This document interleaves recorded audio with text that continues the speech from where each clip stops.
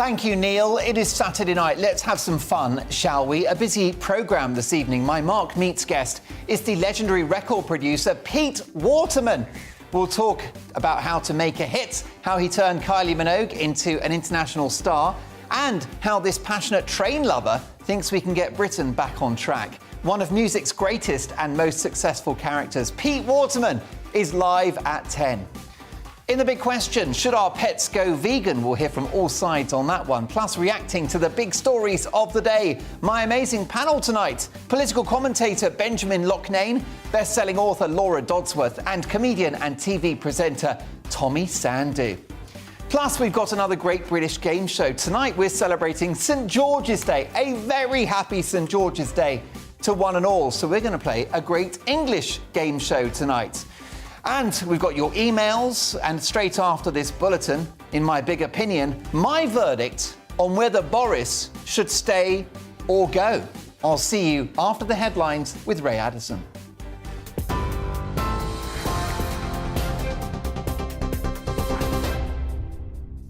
Thanks, Mark. Here's the latest from the GB newsroom. President Zelensky says Ukraine's army is not yet ready to try to break through Russia's siege of Mariupol. The comment comes after Russia resumed its attack on a giant steel plant in the port city. Footage from the Ukrainian nationalist Azov battalion appears to show up to 1,000 women and children sheltering in underground bunkers. Earlier, Britain confirmed that it will provide more defensive military aid to the country, including anti-tank weapons. Alice Jefferson from disaster relief charity Shelterbox says humanitarian corridors are vitally important. We understand now is that people are continually trapped in some of the sort of hardest, most violent areas, and there's few and far between options for them to either receive vital support or indeed sort of escape and get out through safe means. Humanitarian corridors in conflict are vitally important, and I think for us, what we really want to see is predictable, assured, safe passage for civilians.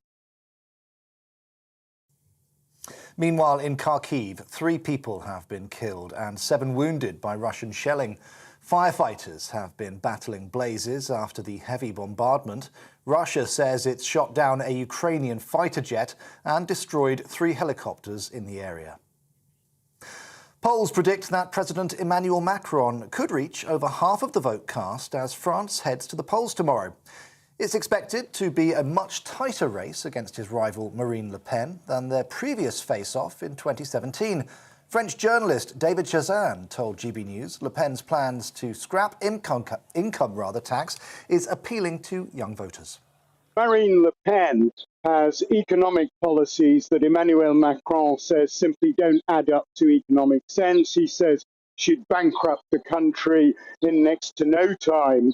And she's effectively offered a huge bribe to the under 30s by telling them that she will scrap income tax for them. They won't pay a penny. And she also wants to make big cuts in VAT. And the Earl and Countess of Wessex have been met by a group of protesters on their visit to St Vincent and the Grenadines. On the latest leg of their Caribbean tour, around 15 people stood outside Government House demanding an end to colonialism and reparations for slavery. Earlier, the couple received a warning from Antigua urging the royals to avoid what it described as phony sanctimony over slavery. On TV, online and on DAB+ radio, this is GB News. Now let's get back to Mark Dolan tonight.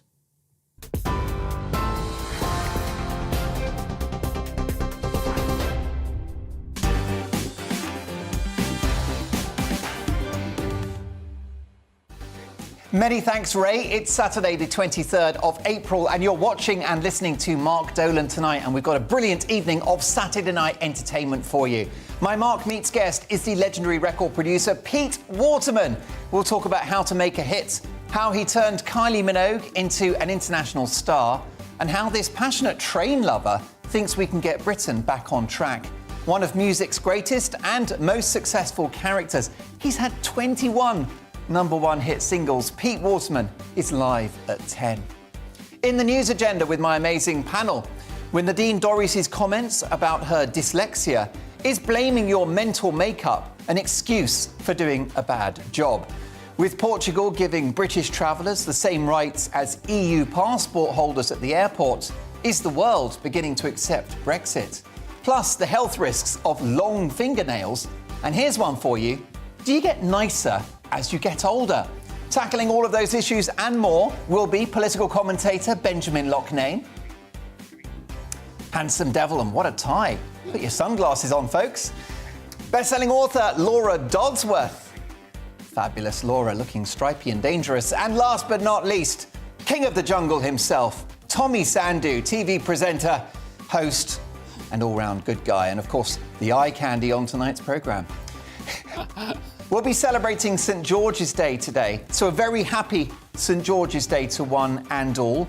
And for that reason, we're going to play a great English game show tonight, just before 11. Find out more shortly, but my priority is to get your opinions on the national television airwaves, and the best bit of my show is when you get in touch. So drop me a line right now and throughout the programme, mark@gbnews.uk. It is Saturday night, so let's have a right royal debate. Let's have plenty of fun along the way. And you know the golden rule about this show. We don't do boring, not on my watch. I just won't have it. A big 2 hours to come, so grab something frisky and Australian from the fridge, or fire up the kettle and tear open the Oreos, and let's get back to work.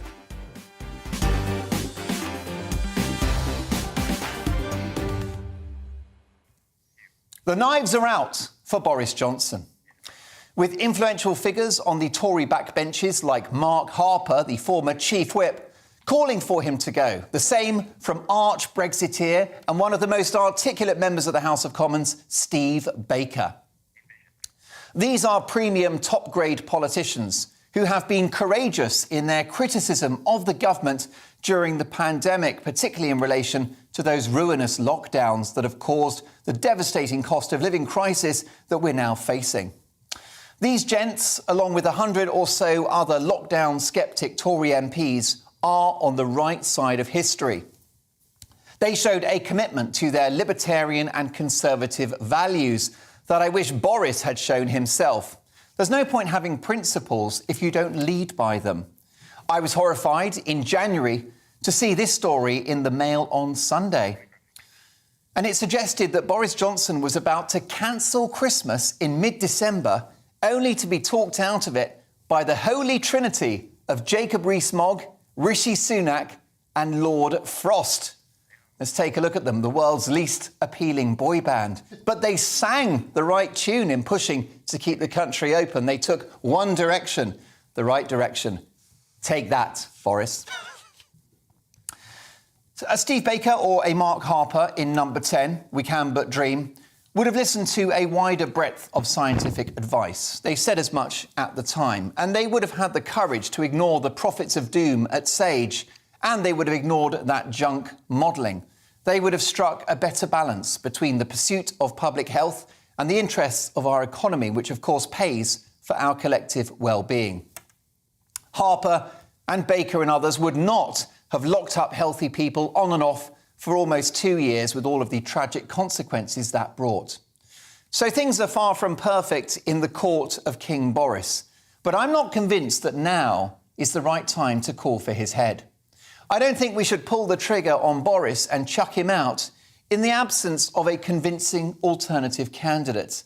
For me, that would have been Rishi Sunak, a Brexiteer, a reported lockdown sceptic, a self-made man and a teetotal workaholic with family values, and someone who would be our first Asian Prime Minister, another great milestone in the history of this country. Sunak reportedly pushed back on many of the government's worst excesses in relation to COVID measures. There are rumours that he threatened to resign if Boris cancelled Christmas last year, as per that Mail on Sunday story. But with Sunak effectively out of the race due to his wife's tax affairs, which make even Jimmy Carr look honest and upstanding, you're looking at these options for the top job. Here are the runners and riders. How about Liz Truss? There she is. In Liz, we trust. How about Priti Patel? Here she comes. Pretty good at her job, certainly of late. How about this hunt? Jez we can. There's also this chap, Tom Tugendhat. Easy for you to say. Penny Mordaunt. Give us a penny for your thoughts. I want to be PM. By Jove. Not Gove. Here he comes. Oh my goodness, that'll keep you awake at night. And last but not least, Sajid Javid. You're javing a laugh, aren't you? Now, they are all decent politicians, but none of them jump off the page, do they? Or get the pulse racing. It's my view that in the absence of a strong candidate, i.e. Rishi Sunak, who I'd love to see in the top job, Boris must stay. And notwithstanding my criticism of the PM, Boris is going the right way about proving me wrong. Firstly, he's got a grip of the Channel migrant crisis, which I consider to be a humanitarian disaster and an evil exploitative business model run by gangsters that must be smashed. Costly and logistically hard though it is, the whole point about the Rwanda plan is that it's designed to be a disincentive to the criminals themselves who are behind this operation. These appalling human traffickers who have blood on their hands will not be able to lie to their victims now, extorting thousands of quids from them with a promise that they'll get them to Dover. Also, Boris has shown a pair of balls in relation to extreme trans ideology, one which denies the very fundamental idea of biological sex. Boris correctly defined what a woman is. And if there's anyone with an intimate understanding of the female anatomy, it's going to be Bojo. Better than Keir Starmer, who can't define a woman and who has neither a cervix nor a backbone. Boris Johnson famously got Brexit done, and the signs are that he's taking advantage of our independence to get trade deals across the line. This week, cajoling the Indian Prime Minister, who runs one of the fastest growing economies in the world with a population of 1 billion people. And Boris is going to get this guy to sign on the dotted line and to back global Britain. We are already trade deals a go-go, with many more to come. And I read with pleasure in today's Mail newspaper that the Prime Minister is considering tearing up that wretched Northern Ireland Protocol, which places an invisible border down the Irish Sea and which disgracefully divides our country. Boris is also clearly keen to reintroduce some rules of fiscal prudence and to stop printing money, as proved by the tough love budget that the Chancellor delivered in March, signed off by the PM himself. Siren calls for more government investment, which you and I know means borrowing and living beyond our means, will simply further fuel inflation via the printing of yet more money, and it will make it harder in the long run for working Brits to get by.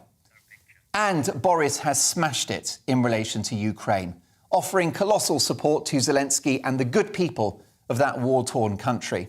So much so that Boris has been hailed as a hero by Zelensky himself. And he cut an almost Churchillian figure as he patrolled the streets of Kyiv. Plus, we used our Brexit advantage to do our own thing when it came to vaccines, stealing a march on EU nations like France and Germany by upwards of 4 months. So why are Labour so keen to see the back of Boris? Because he remains a colossal electoral threat. If we've learned one thing about this man, this election-winning machine, someone who was victorious twice in Labour-dominated London, who won the Brexit vote and achieved the biggest Tory majority since the 80s, you underestimate this man at your peril. Now is no time for a political beauty contest. And if Boris gets his house in order, promises no more lockdowns, and presides over a more disciplined number 10 operation, and one that runs on energy and hard work rather than Pinot Grigio and Jacobs Creek, not only can he see out this crisis, but he can return a solid majority in 2 or 3 years' time, or even a snap election in 2023.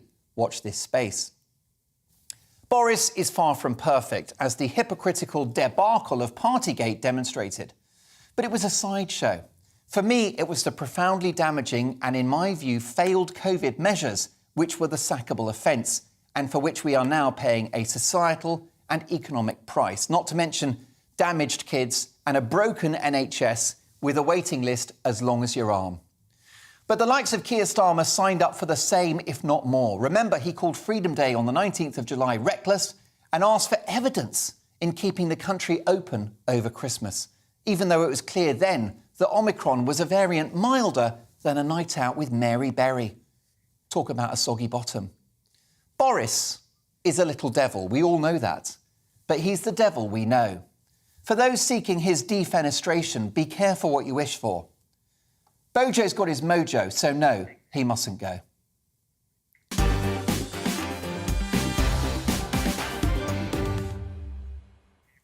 What's your view? Mark at gbnews.uk. I'll get to your opinions very shortly, but let's hear from my amazing panel tonight. Benjamin Loughnane, Tommy Sandhu, and, of course, Laura Dodsworth. And let me start with you, Laura.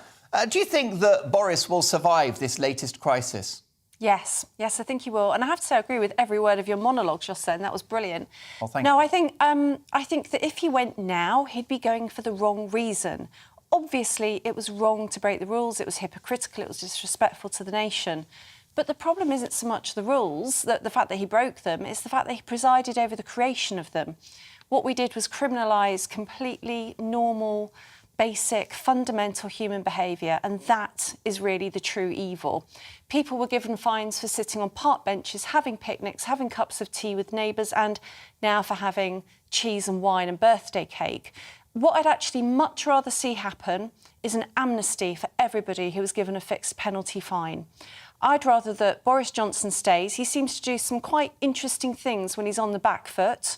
Actually, we're seeing the Boris Johnson back who was elected, and that's good. Instead, let's hold his feet to the fire during the inquiry and let's make sure all the criticism and punishment comes for the right reasons, which are the inherent flaws of lockdown and not breaking the rules. Millions of people around the country broke the rules because they were ridiculous and they were unevidenced and they were brand new, and we still don't have good, convincing evidence that they worked.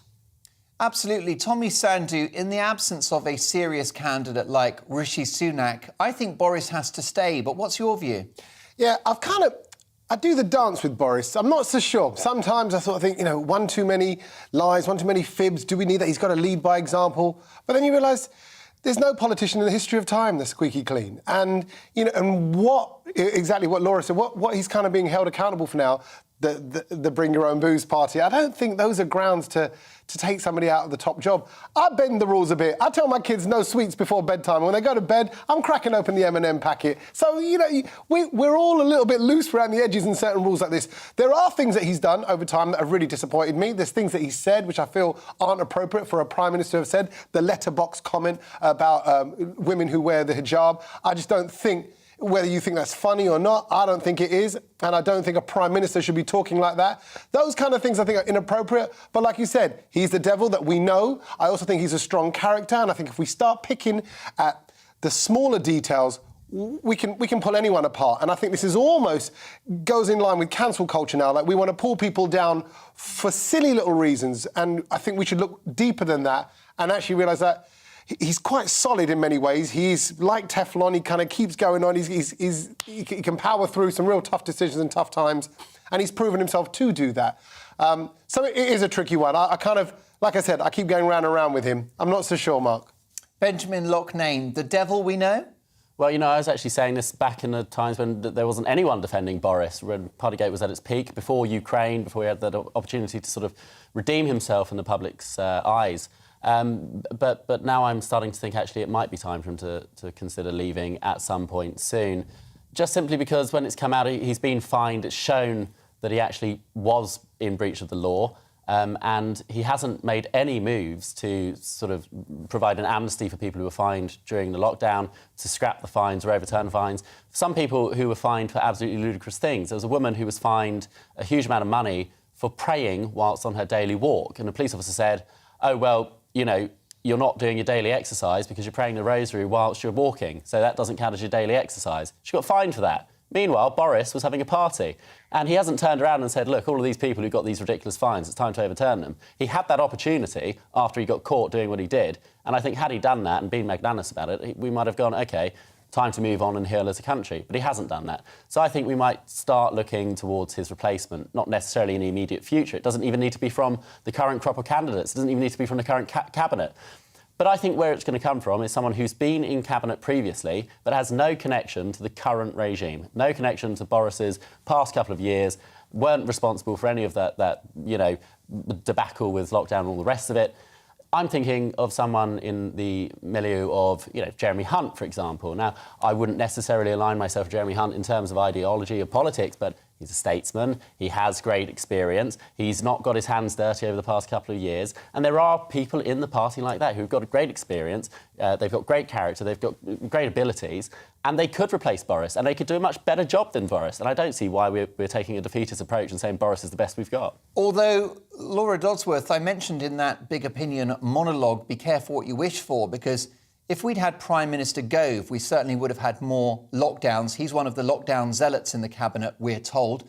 But of course, Jeremy Hunt as well, from the backbenches, has been very pro something akin to a zero COVID policy. Absolutely. I mean, I was trying not to visibly cringe where I'm still on camera when Benjamin said Jeremy Hunt there. I think the last thing we'd want is one of the lockdown hawks replacing Boris Johnson. For Boris Johnson to go for breaking the rules, when I said, the real problem is that he presided over the creation of them, to replace them with somebody who'd like to see them back, and given the, if we had another variant, would just be awful. And I do think it is an issue that we don't have a good replacement. Yeah, I mean, am I deluded liking Rishi Sunak so much, Tommy? No, you're not. There's something about him. There's a certain charm. And I do think it's the wealth, it's the money, it's the youth as well. I mean, we all know... That's why I love you. Yeah, exactly. It's the great hair.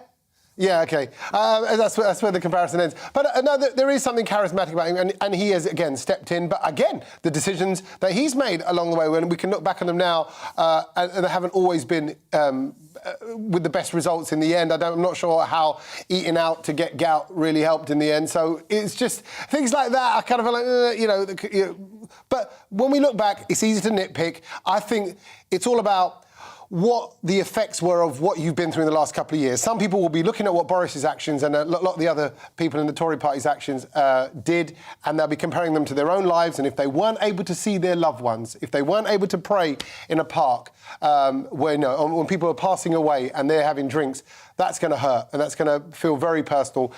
It wasn't like that for me. My parents lived around the corner. I managed still to see them. They were part of my bubble, sort of. But again, did I break the rules? Probably at times. So I'm not affected so much by it as in the same way that other people have been. And I think they'll look at some of the actions of the Tory party and they'll be quite heavily disgusted. Sunak is not available. He's persona non grata. So I'm backing Boris all the way. In the absence of a strong candidate, I think we've got to stick with the blonde bombshell for all of his faults. But what's your view? Mark at gbnews.uk. Do you still back Boris? In the big question next, should our pets go vegan to save the planet? Plus, at 10 o'clock, my Mark Meets guest is one of the most successful record producers since Sir George Martin. Pete Waterman has had 21 #1 hit singles. He's made hundreds of millions of pounds, and he's here at 10. The drinks are on him. See you shortly.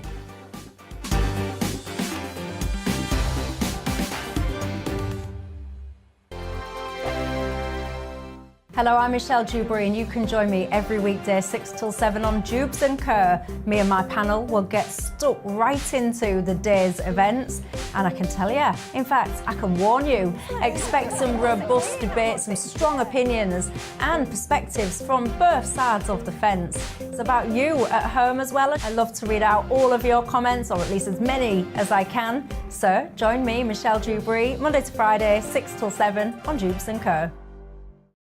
On radio, they call it the drive time slot, 4 p.m. until 6 p.m. as listeners head home. It's that part of the schedule when the dust of the day's events begin to clarify, and we try to make sense of it for you. Brazier is drive time for radio and TV. It's fast, it's punchy, it's opinionated, there's a Brazier angle and a little bit of levity. That's the question. That's two questions, actually. That's Brazier, Monday to Thursday, 4 till 6 on GB News. Hello, I'm Patrick Christie's. And I'm Mercy Moroki. Make sure that you join us Monday to Thursday, 10 a.m. until midday, right here on GB News for To The Point.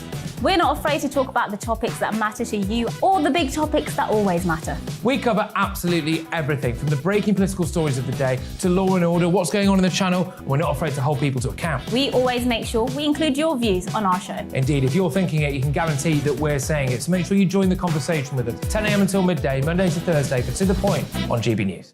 I'm Dan Wootton. Join me Monday to Thursday from 9 to 11 for the feistiest and most fun news debate on TV, where free speech reigns. I'll bring you a sharp take on the day's biggest stories, bombshell newsmaker interviews, and A-list guests. And I guarantee you, no spin, no bias, no censorship, and no reason to go to bed. That's Dan Wootton tonight, Monday to Thursdays from 9 on GB News.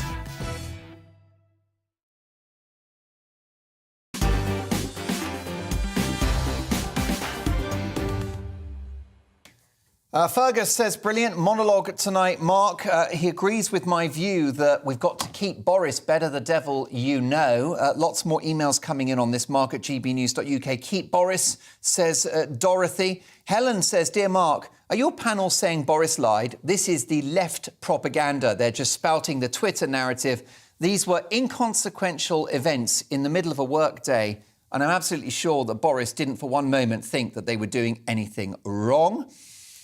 How about Janice, who says, Mark, Laura has got it wrong. Boris wasn't the architect of COVID lockdowns. It was Matt Hancock who made them. None of your lineup could take his place. Keir Starmer is absolute rubbish. Jeremy Hunt is a big no. He's a Remainer.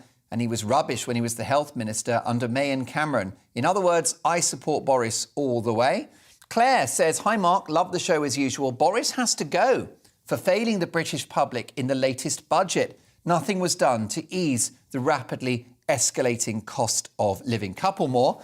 Michael says, hi, Mark. Once again, you are spot on. Labour are using Partygate as a smokescreen to hide their disarray in relation to does a woman have a penis and other related women issues. Boris knows what a woman is and Keir does not. Well, and then some, Michael. Finally, how about this from Yvonne, who says, dear Mark, Boris is the mad professor with strokes of genius when he needs to. He gets the big things right. He has saved countless lives with the vaccination programme. Great on the world stage. Give him credit. I agree, Mark. Be careful what you wish for. Well, all I wish for is your emails, which are coming in thick and fast. You'll be able to see the monologue, which will be on our Twitter feed, currently being crafted by George in our digital team as we speak. And it's St George's Day. We're going to celebrate all evening. We're very proud to love our country. I love the UK. I love England. It's the country that my Irish parents made their home in the 1960s. I adore this country. I'm wrapping myself in the flag. So a happy St George's Day to everyone in England. And I'm just as enthusiastic about all of our patron saint days across the UK. Owen says, happy St George's Day to you and your excellent guests, Mark. They're not only interesting, but some of your author guests have got me into the book hunting mode. Well, Owen, that's very wise, because Laura Dodsworth, who's with us tonight, is the author of A State of Fear, a fascinating look at the psychology around COVID measures. A must-read and a deserved bestseller.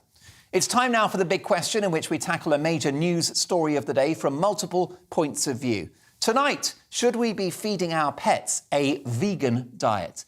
According to the largest study to date, vegan diets are healthier and safer for dogs than conventional meat-based diets, as long as they are complete. The diet and health of more than 2,500 dogs were followed over a year using surveys completed by their owners. These assessed 7 general indicators of health, such as multiple visits to the vet and 22 common illnesses. A separate study in 2021 found that dogs found vegan diets just as tasty as regular dog food. Some of the dogs in the study were fed raw meat diets, and these were marginally more healthy than the vegan dogs overall. However, this may have been because they were, on average, a year younger. There are about 470 million pet dogs in the world, and an increasing number of pet owners are now considering changing their animals' diet as a result. About £6.9 billion worth of vegan food was sold worldwide in 2020. That's right, 7 billion quid's worth last year, 2 years ago, and the sector is growing fast. So is feeding your animals a vegan diet a great way to preserve their health and save the planet?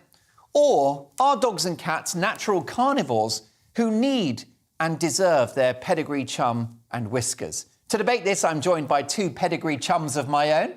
Dr. Ian McGill is a top vet and director of the Prion Group, and another leading veterinary surgeon and professor of animal welfare and ethics at the University of Winchester, Andrew Knight. Andrew, if I could start with you, do you think it's time to turn our pets vegan? I would say that if people are interested in finding the healthiest and least hazardous diet for their dogs, they really need to be looking at nutritionally sound vegan diets, because our studies really clearly showed health benefits in that respect. So I'd recommend it, yes. I mean, when you were at veterinary college, I assume you were taught that cats and dogs are, at the very least, carnivores, if not omnivores. Yes, it was quite some time ago now, I have to say, but nevertheless, I do quite clearly recall our professor of nutritional biochemistry reminding us, of course, that actually what animals need is not any particular ingredient, whether it's meat or anything else. What they have needs for is nutrients, and provided that the diets are formulated to supply all the nutrients needed, there's no biological requirement for them to have meat. However, Andrew, dogs, of course, are descended from wolves, and I haven't seen wolves munching on broccoli recently. Yes, it's quite remarkable what you do see domesticated dogs and cats munch on, in particular with dogs. We have a term in the veterinary industry called dietary indiscretion, which is used to describe, very politely, dogs that will eat all sorts of things that we never anticipated they would eat, or indeed necessarily should eat. Our very large study that we published last year actually analysed the behaviour of dogs in enormous detail when they were eating conventional meat, raw meat, and also vegan diets. And we looked at the prevalence of signs of enjoyment of their meals and also signs that they were not enjoying their meals. Things like, did they bark, did they salivate, did they jump up, do all the sorts of things that many of your viewers would have seen with their own dogs. And we found that right across the board, there was no statistically significant difference. As far as you could tell from a detailed study of the behaviour of more than 2,300 dogs, which is by far the biggest study in this area, the ones eating vegan foods were enjoying their meals as much as the ones on the meat-based diets overall. Of course, dogs will vary individually, but that's the overall conclusion. Dr. Ian McGill, many of my viewers who own pets have common sense, and they'll just take the view that dogs and cats need meat and that they want meat. What's your view? Well, let's look at dogs to start off with. I mean, dogs are omnivores.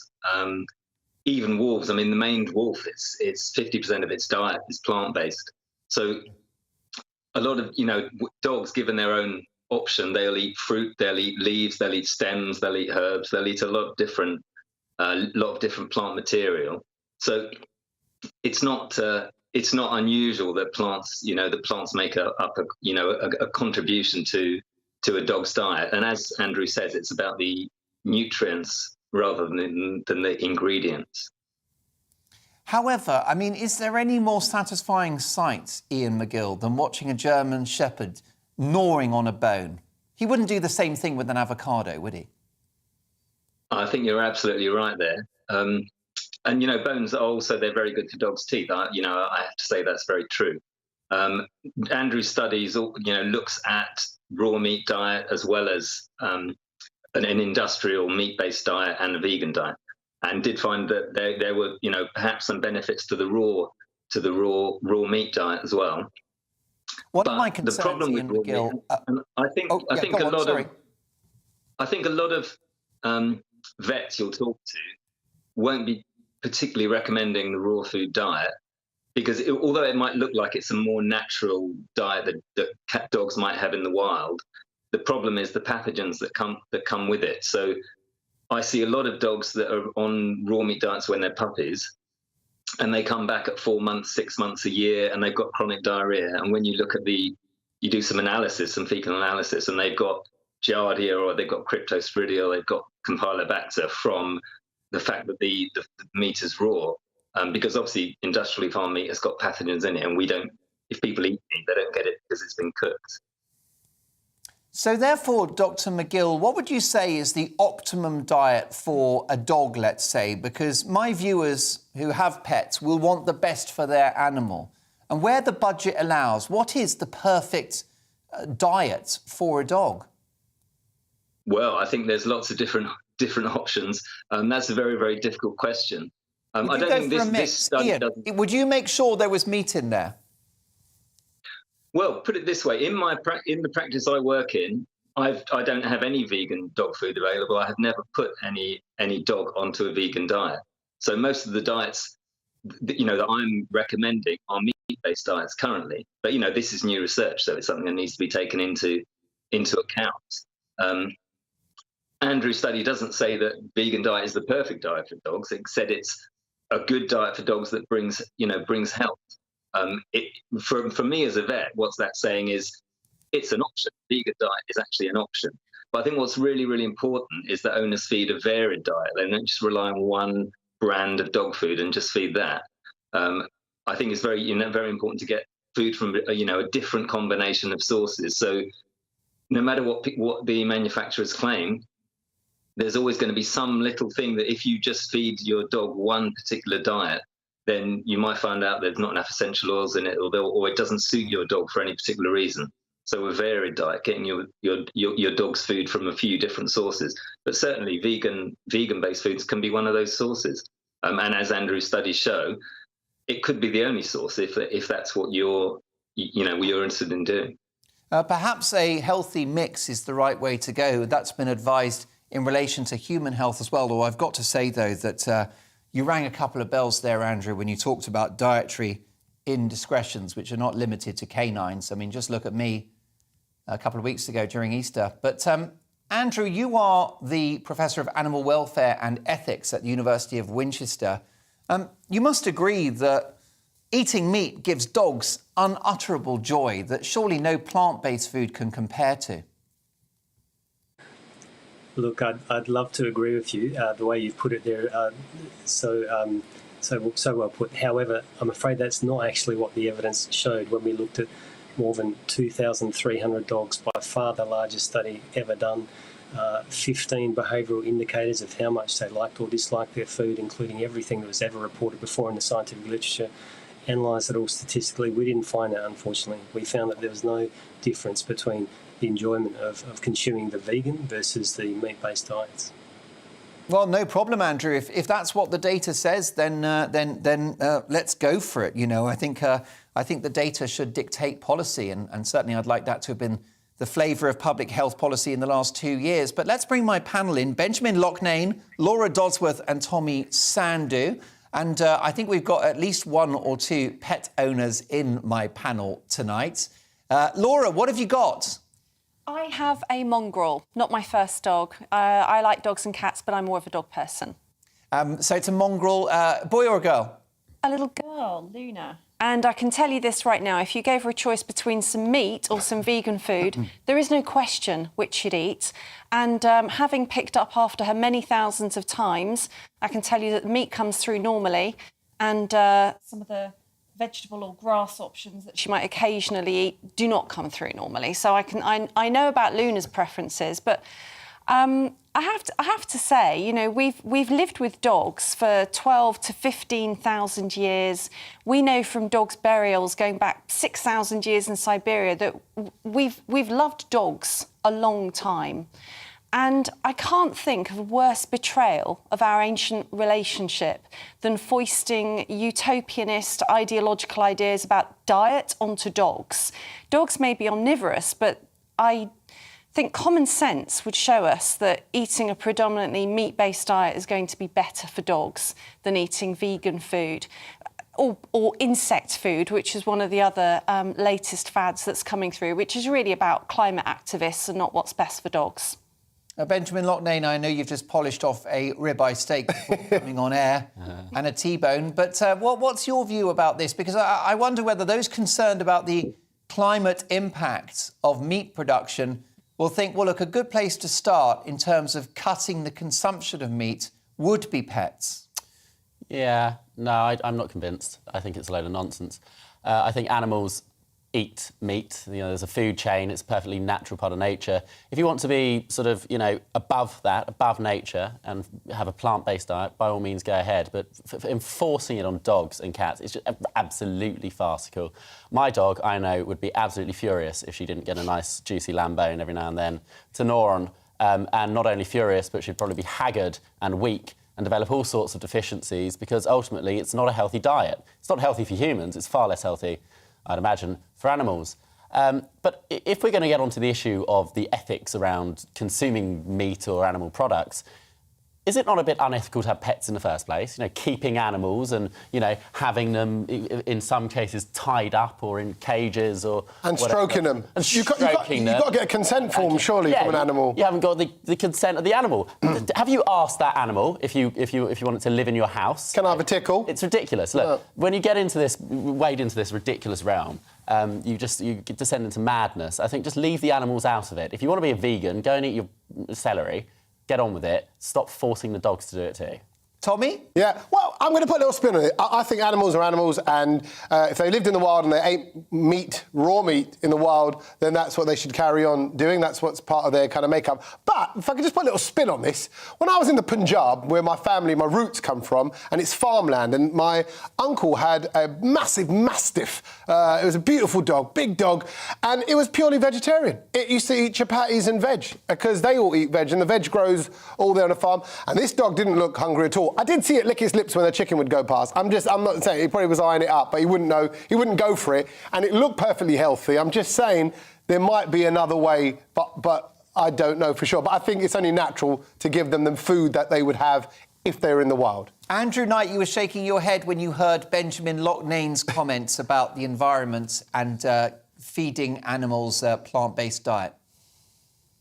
Yeah, the idea that dogs will become weak and anemic if they are maintained on vegan diets is unfortunately very, very false. It's something that has been studied in one of the earlier studies.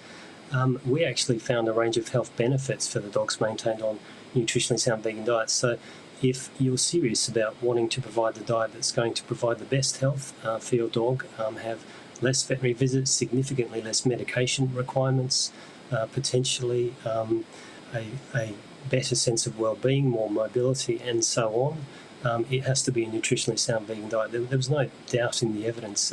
This is by far the largest scale study that's ever been done, and the findings were very clear. I think it's important we also not kid ourselves that what we feed today on commercial pet food is in any way resembling the natural ancestral diet of a dog that would have subsisted on scraps from hunter-gatherer parties and cooked starchy root vegetables left by our ancestors around campfires. Actually, what we feed them today is assorted body parts that they would never naturally consume from animals such as cattle, chickens, even fish. The idea that cats, for example, would naturally jump into the ocean, swim 50 miles or so out into the deep sea, battle an adult tuna fish, which can be as large as a horse, and underwater battle to the death to fulfil the natural feline diet for fish is quite absurd. So I think it's interesting that we have such a strong reaction against feeding one unnatural diet which is better for the health of these animals in favour of feeding another unnatural diet which also doesn't resemble the ancestral diet of a cat or dog. Because one includes meat and one doesn't. I think that speaks a lot to the personal prejudices that some of us may have in favour of feeding meat versus alternatives. It's interesting also to consider we're quite happy to do so many other unnatural things, such as de-sex these animals, de-flea them, de-worm them, microchip them, keep them indoors at night, because we correctly understand that all of these things are an important part of responsible pet care. And yet we have such a strong reaction against feeding a diet which has been clearly proven to be healthier and better for these animals. And large-scale studies show that, on average, dogs are just as happy to eat it, so it just doesn't make sense to me. Ian McGill, final thought on this. My concerns about the vegan diet for humans is that we've got this idea of people eating nuts and seeds and avocados and lettuce and spring onions and peppers. And, of course, that's all fantastic, also pulses, that kind of stuff. But in reality, busy Brits who are vegan wind up buying junk food. I looked at the ingredients of vegan bacon on this programme just a few weeks ago. The first two ingredients were water and sunflower oil. Are you concerned that if animals go plant-based, that the kind of processed products that they'll be buying will be of low quality compared to dog food or cat food, which at least contains meat? I think you'd be very surprised if you read the ingredients list of commercial dog food. It's got so many ingredients in it, and it's one of the most highly processed foods you could possibly imagine. So if you look at some of the commercial vegan foods, they've got things like beans, they've got lentils, they've got vegetables, they've got herbs in. So they're quite a broad, balanced diet. But what's really important is that people don't try and suddenly change their dog onto a vegan diet without getting advice and do it all in one go. Any of these changes have to be done gradually. If people are concerned about it, they can get their vet to take blood samples at the start, and then they can repeat those blood samples in 6 months' time and get the dog re-examined and find out how it's going. But this is new. This is new information. I think we need to be open-minded about it, but we shouldn't jump on it, just immediately do it. We need to look into it. And yeah, it needs to be balanced. Dogs need high protein, between 25 and 30%. They need taurine, they need B12. And we need to make sure that any diets, any changes include these things. But I think this is new information, and I think vets are very busy. It's very hard for them to take on board these things. But I think, I think we need to be open-minded about it and look to the future. And it's obviously better for the planet to feed the dogs plants than to feed the plants to animals and then kill them and feed them to dogs, because that uses a lot more energy. Yeah, I do need to wrap this up, but you're looking exasperated, Benjamin Loughnane. It's absolute madness, the idea that barking mad. Just is barking mad. Barking mad. Exactly. It's like man's best friend is the planet's worst enemy. What on earth is going on? Can we not worry about their carbon paw prints? It's ridiculous. I think this research sounds like it's highly ideologically driven, and it's just not based on common sense, and it sounds like it's cruel to animals. Well, it's all about opinions, and I'm deeply grateful to both of our veterinary surgeons for contributing to this conversation. Many thanks to Ian McGill, who is a vet and director of the Prion Group. Also thanks to Andrew Knight, who is the Professor of Animal Welfare and Ethics at the University of Winchester. He's a vet as well. Gentlemen, thank you so much, and thanks to my panel as well. Thank you. Jerry says, hi, Mark. Nobody needs to go vegan. For God's sakes, learn about photosynthesis and the carbon cycle. Every cell in every living organism on the planet, including you, is built from carbon compounds that were once in the air as CO2 and will be again once you're gone. No life form has a carbon footprint. Strong opinions. Let's have a look at the text poll, which I'm delighted to say producer Mark has created for us tonight in relation to this question. Should our pets go vegan? That was a question we put to you, the great British public. The results are in. 97%, that's right, 97% say, can you guess? No. While 3% say our pets should go vegan. Let me know your thoughts about that. Mark at gbnews.uk. Very excited about Mark Meets tonight at 10. Music legend Pete Waterman will be here for a wide-ranging chat at 10 o'clock. We'll talk about the music industry and how it is that he turned Kylie Minogue into an international superstar. Before that, me and my panel will be debating whether blaming your mental makeup is an excuse for doing a bad job at work. Lots to get through. See you shortly.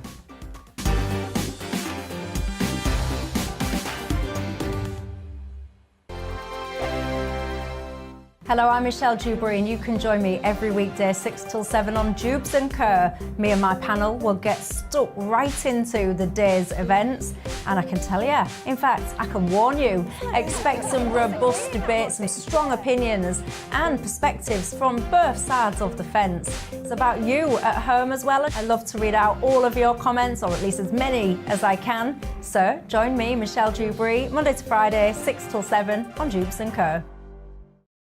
On radio, they call it the drive time slot, 4 p.m. until 6 p.m.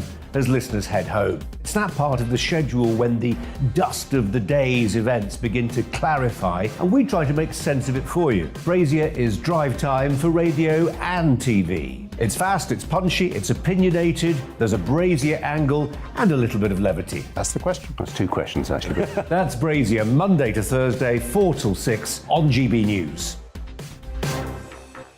Hello, I'm Patrick Christie's. And I'm Mercy Moroki. Make sure that you join us Monday to Thursday, 10 a.m. until midday, right here on GB News for To The Point. We're not afraid to talk about the topics that matter to you or the big topics that always matter. We cover absolutely everything, from the breaking political stories of the day to law and order, what's going on in the channel, and we're not afraid to hold people to account. We always make sure we include your views on our show. Indeed, if you're thinking it, you can guarantee that we're saying it. So make sure you join the conversation with us, 10 a.m. until midday, Monday to Thursday, for To The Point on GB News. I'm Dan Wootton. Join me Monday to Thursday from 9 to 11 for the feistiest and most fun news debate on TV, where free speech reigns. I'll bring you a sharp take on the day's biggest stories, bombshell newsmaker interviews, and A-list guests. And I guarantee you, no spin, no bias, no censorship, and no reason to go to bed. That's Dan Wootton tonight, Monday to Thursdays from 9 on GB News.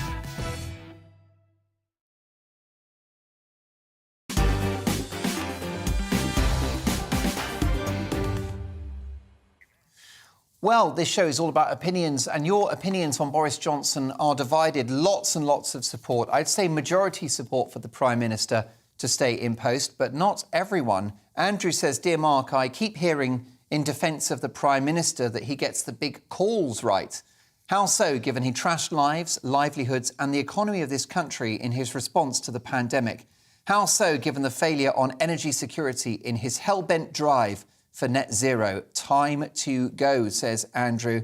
Rosemary says 100% behind Boris, Mark. Angela says, "I agree with your guest Laura tonight. I would welcome an amnesty on all of the pandemic fines." And finally, at this point, Graham. "Good evening, Mark. I totally disagree with your monologue this evening. Boris Johnson only apologised for what he did because he got caught by the police investigators. He would never have apologised otherwise. By continually stating that he did not know he was breaking the law, he's admitting how ill-informed and ill-equipped he is to be a Prime Minister. Johnson must not be allowed to set a precedent whereby it's acceptable for a PM to break the law and not have to resign. Because of doing so, that is imperative. If he doesn't resign, it's sending the wrong message to future PMs and MPs. In one breath, you state you feel Johnson should remain, yet you complain miserably about his COVID measures.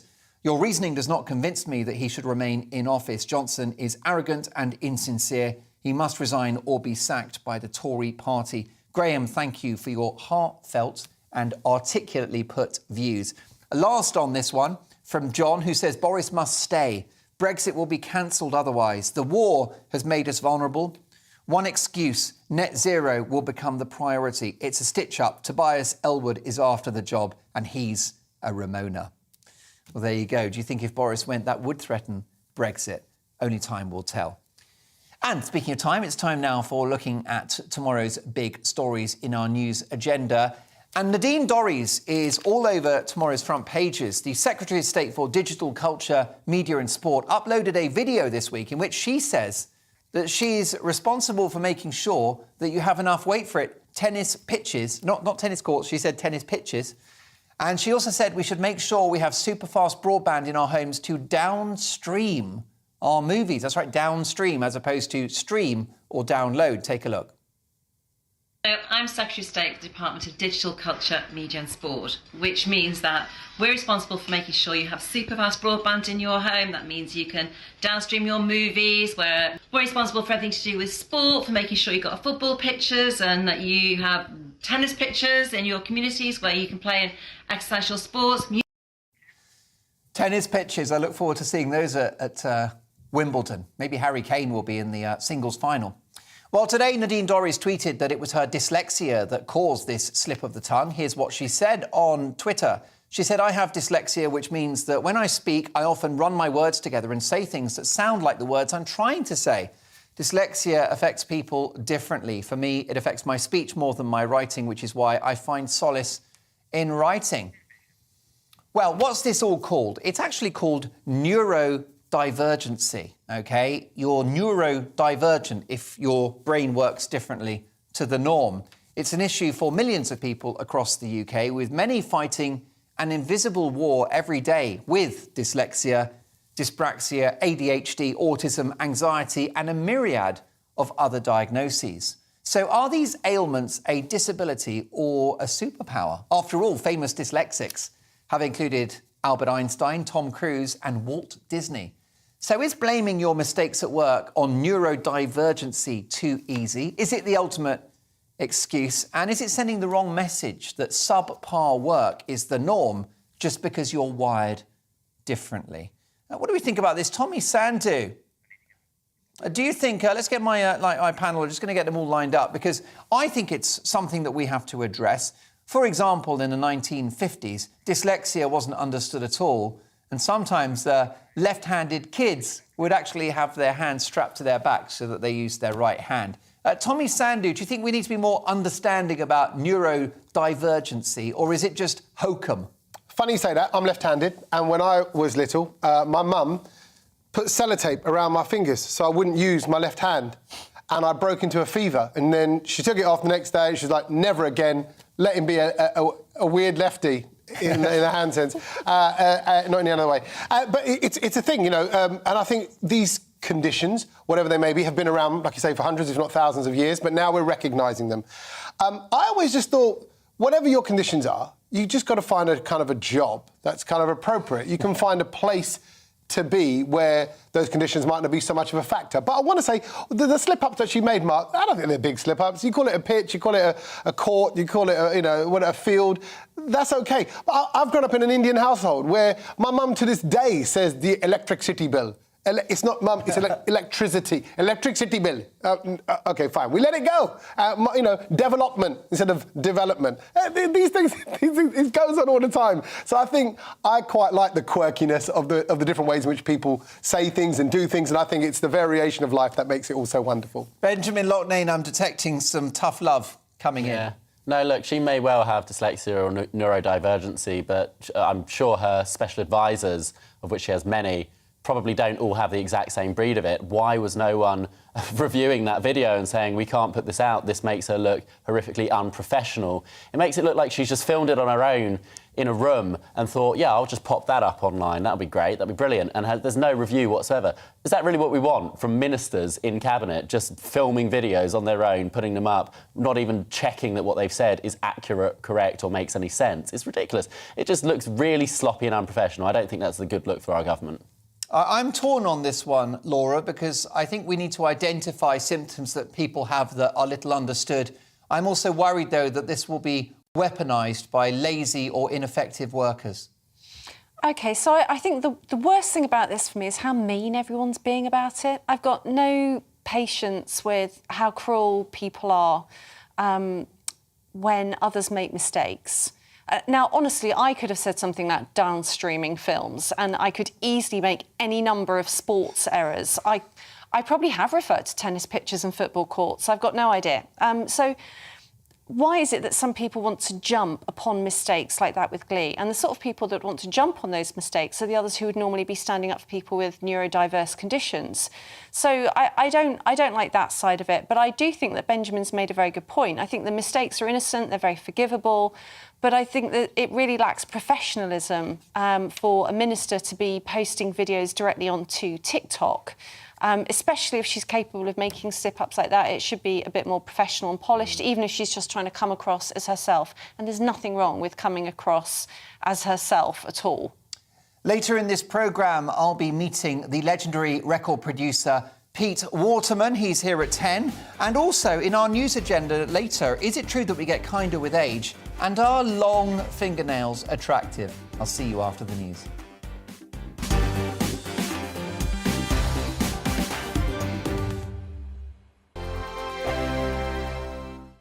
Hello, I'm Michelle Dewberry, and you can join me every weekday 6 till 7 on Jubes and Kerr. Me and my panel will get stuck right into the day's events, and I can tell you, in fact, I can warn you, expect some robust debates, some strong opinions and perspectives from both sides of the fence. It's about you at home as well. I love to read out all of your comments, or at least as many as I can. So join me, Michelle Dewberry, Monday to Friday, 6 till 7 on Jubes and Kerr. On radio, they call it the drive time slot, 4 p.m. until 6 p.m. as listeners head home. It's that part of the schedule when the dust of the day's events begin to clarify, and we try to make sense of it for you. Brazier is drive time for radio and TV. It's fast, it's punchy, it's opinionated, there's a Brazier angle and a little bit of levity. That's the question. That's two questions, actually. That's Brazier, Monday to Thursday, 4 till 6 on GB News. Hello, I'm Patrick Christie's. And I'm Mercy Moroki. Make sure that you join us Monday to Thursday, 10 a.m. until midday, right here on GB News for To The Point. We're not afraid to talk about the topics that matter to you or the big topics that always matter. We cover absolutely everything, from the breaking political stories of the day to law and order, what's going on in the channel. We're not afraid to hold people to account. We always make sure we include your views on our show. Indeed, if you're thinking it, you can guarantee that we're saying it. So make sure you join the conversation with us, 10 a.m. until midday, Monday to Thursday, for To The Point on GB News. I'm Dan Wootton. Join me Monday to Thursday from 9 to 11 for the feistiest and most fun news debate on TV, where free speech reigns. I'll bring you a sharp take on the day's biggest stories, bombshell newsmaker interviews, and A-list guests. And I guarantee you, no spin, no bias, no censorship, and no reason to go to bed. That's Dan Wootton tonight, Monday to Thursdays from 9 on GB News.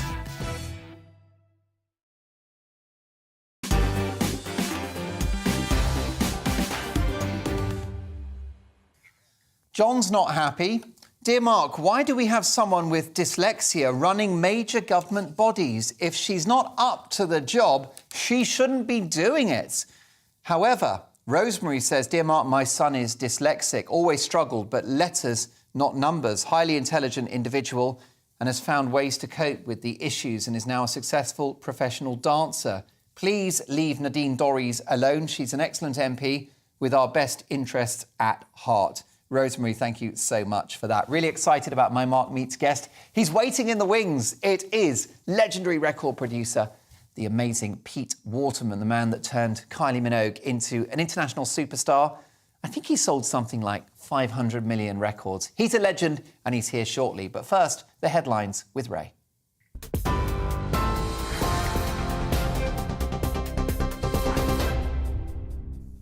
Thanks, Mark. Here's all the latest from the GB newsroom. President Zelensky says Ukraine's army is not yet ready to try to break through Russia's siege of Mariupol. The comment comes after Russia resumed its attack on a giant steel plant in the port city. Footage released by the Ukrainian nationalist Azov battalion appears to show up to 1,000 women and children sheltering in underground bunkers. Earlier, Britain confirmed that it will provide more defensive military aid to the country, including anti-tank weapons. Well, meanwhile, in Kharkiv, 3 people have been killed and 7 wounded by Russian shelling. Firefighters have been battling blazes after the heavy bombardment. Russia says it's shot down a Ukrainian fighter jet and destroyed 3 helicopters in the area. Well, back here, supermarkets in the UK are restricting the amount of oil customers can buy due to the supply chain problems caused by the ongoing war in Ukraine. Tesco's limiting the number to a maximum of 3 bottles per customer, whilst Iceland is allowing only 1 bottle. The majority of the UK's sunflower oil does come from Ukraine.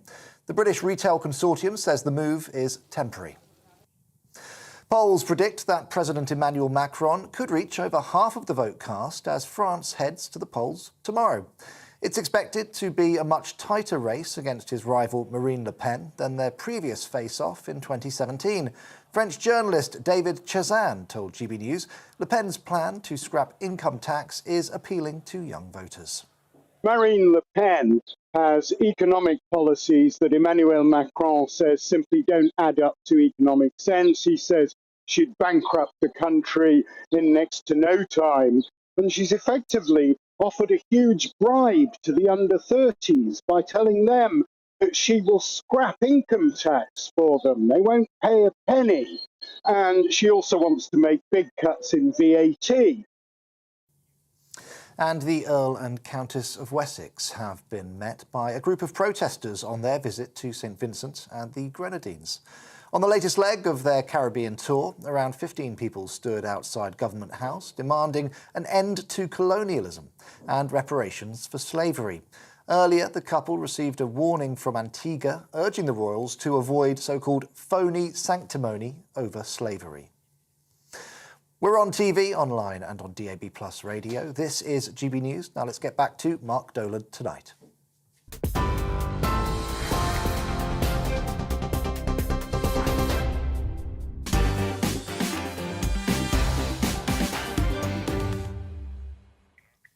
Big discussion in the last hour. Should our pets go vegan to save the planet? This from Ange, who says, "Dear Mark, the academics wiped the floor with the anti-vegan guests, especially the thick twits at the top of the screen. Let's look at those weedy grizzly bears as an example. 80 to 90% plant-based diet." It was obviously a very heated debate, but it provoked Mark to send a picture of his doggy in. And what a gorgeous creature this is. This is Bisou, who is, I believe, a Frenchie who's got his eye on what looks like a real meat sausage. Mark, thank you for sending that one in. Back to our debate about Boris Johnson. Hillary says, "Dear Mark, since the war in Ukraine, Boris has really stepped up to the mark. I think he should stay as Prime Minister." Well, that debate will continue, no doubt. Keep your opinions coming in, mark@gbnews.uk. But it's time now for Mark Meets, in which I speak to the biggest names in the world of politics, sport, showbiz, music and beyond. Tonight, one of the most successful producers in the history of popular music. Born in Stoke Heath, Coventry, Pete Waterman left Whiteley Abbey Comprehensive School in the early 60s to work for British Railways, demonstrating an interest in rail that would become a lifelong passion. However, his other great passion for music became his living as a touring DJ, building up a record collection that included many rare US imports and comprised a blend of rhythm and blues and soul music with which to entertain and inspire crowds. Pete Waterman then entered the music industry proper as an A&R man, scouting for talent and overseeing the artistic development of recording artists and songwriters.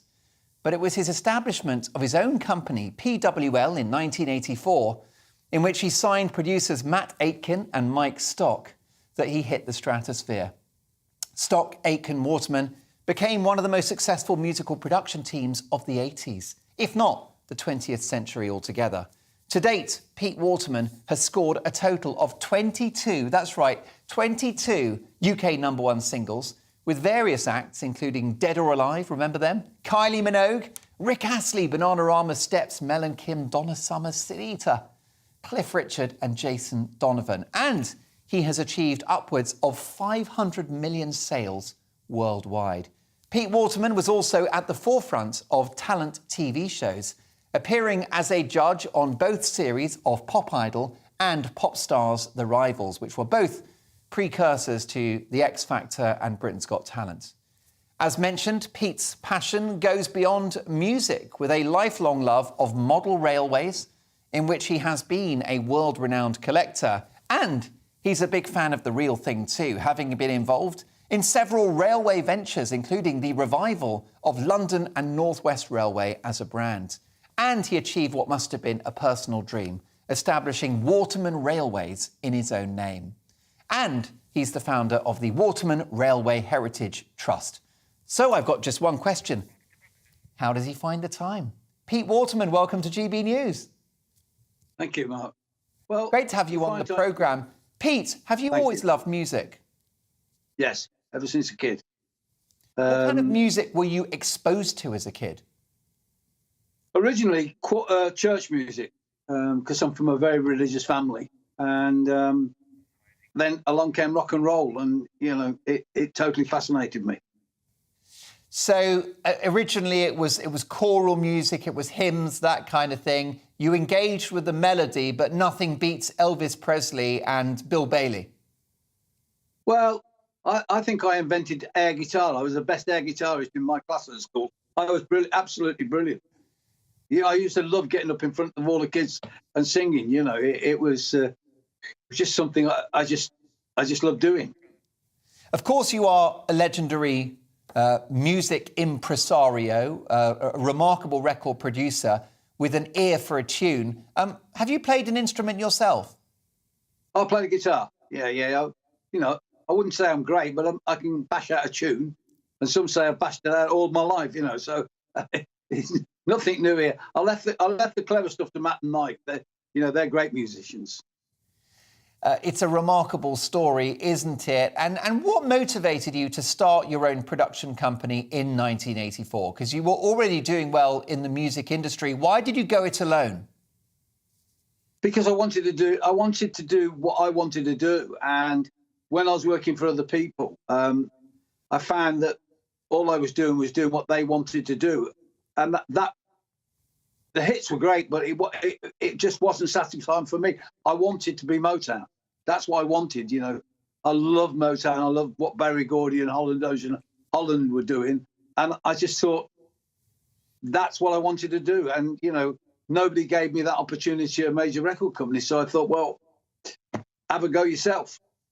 What was the unique business model of Motown? For those that don't know, of course, we're aware that it produced some of the greatest soul artists of all time, including Stevie Wonder and Marvin Gaye. But it was a unique... it was a building, wasn't it? And in that building, people could just be very creative and they were not constrained by commercial pressures. No, but more than that, it was the first real street level. And that's what I wanted to do. I wanted to get through to an audience, to the people that were buying our records and not have accountants as part of the complication. And, we came up with our sort of whole thing. We even chose the name Stockgate and Waterman based on as close as we could get to Holland, Dozier and Holland. That's what we wanted to do. For sure. And of course, you established the company in 1984. The rest is history. What did you do differently? Well, I think you just said it. We were in a building where creativity was all there was. We knew the market, and we didn't go outside. We just all the musicians were in there all the time. The engineers were in there all the time. I made sure they had no worries. All they could concentrate was on the music. So if they had a personal problem, we tried to sort it out for them. We got them mortgages, and we set them up with banks and made sure their tax was paid, so that they could concentrate just on music. They didn't have to worry about anything else. And we also did something which I'd never done before, but I knew we should do. We had a strict working timetable. In other words, we worked from, say, 11 o'clock. We took a break at 5 o'clock, and we finished at 9. We didn't go all night. So we had a night shift and a day shift, and nobody worked more than sort of 8 hours. Because I always believed that if once you go past that 8 hours, creativity starts to go like that. It takes a dip. We also were alcohol free completely. Didn't allow any alcohol in the building, and we definitely didn't allow any drugs. Again, it was like you had to concentrate on making music. Clearly a family atmosphere and a very professional environment too, which might have been at odds with the music scene at that time. What's more important in the creation of a hit, Pete, the melody or the lyric? Oh, first the melody, because it's what people walk away with that tune in their head, and it really is the first 8 bars. And the first lyric, funny enough, I say that, but I contradict myself slightly, because the first lyric you hear is very, very important, because that's what gets you. You hear the first line, and you go, what comes next? So you've got to build up, and then obviously the chorus is the payoff.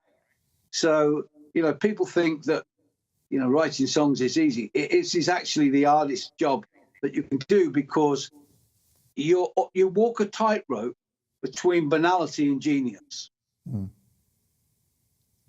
what about talent? As songwriters and producers, because this was a factory of hits, it was the world's musical talent that were at your disposal. So how did you go about choosing the right voice for the right song? Well, what in hindsight we did, which was very different from anybody else, and certainly is very different the way that music works today, we didn't want to work with people who were already having hits unless we really liked them. We wanted to work with new talent and give, and we found it easy to work with them. It allowed us to be creative. Donna Summer obviously was an exception. Cliff Richard was an exception. But then, as you know, we worked with Paul McCartney. That's for you. That's for you. You want to work with Paul McCartney. You want to work with Donna Summer because they are legends. They are absolutely brilliant, and you want to see if actually you can come up to scratch with them. That's the thing. And what about the likes of Kylie Minogue? Was it a gamble working with her, given that she was mainly known as a soap opera at that point, a soap opera actress? Oh, Mark, it was. It's easy enough, now looking back. We didn't have time to even think about it. We just met this girl.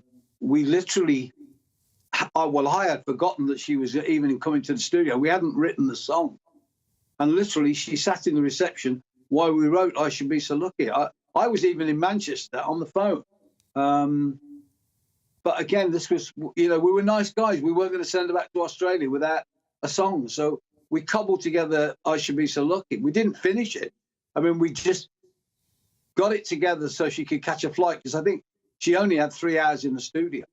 And, we really didn't know what we got. And I remember we offered Kylie to every record company. We didn't want to be a record company. I mean, the great thing is they all turned us down. And I was offering Kylie for 500 quid. Now, let's put this in context, Mark. That week I offered Kylie to the record industry. We had 5 records in the top 10, and I was asking for £500 for the record. You would have thought that anybody would have said, I'll take 500 quid. Thanks very much, son. Here it is. No, they all went, nah, you'll never break a TV star. And that was the greatest break we ever had, We knew that she was great because, I mean, she picked up the song and she'd done it in probably an hour, absolute maximum, and was out the door. And to be honest, we didn't know what we got. And took a long time to finish the record. And I got there were telexes in those days. We didn't have texts or emails. And I got a telex from Australia. So when they're going to hear the Kylie Minogue record, because obviously she was signed to an Australian record company, I had to go and ask Mike what the song was called, because I'd forgotten. And I sent them a telex that said, you will hear it soon, and you should be so lucky because it's a hit. And I remember we made it, and I had a call from the BBC, from the head of BBC, Light Entertainment, Michael Hurl. And he said, I hear you've produced Kylie Minogue. Can you send the record over to me, or a tape? And we put the tape on a bike. And he rang back and he said, I'm going to put her on the Noel Edmonds Late Late Christmas show. Now, this was like the most powerful man in television and the music industry ringing me and saying he was going to play my record Christmas morning on the biggest show on television. I pinched myself and thought, I can't believe this is happening. And when we put the record out, it was in January, and we were in the south of France at the music festival at Midem. And we had to phone Radio 1 on Sunday afternoon to find out even if we were in the chart. We were that uncertain that we'd even be in the chart. And I remember it came in at like, I don't know, 6 or 7 or 8, I can't remember. But I remember I had a cup of tea and a piece of cake. It was fantastic. That's right. I think I remember the video. Was it Kylie on the back of an open-top car or a Jeep? Yeah, and she was in the bubble bath, if you remember, with all the writing on the back. Remember? I remember that too. Of course I do. How important is the video to make a hit, Pete?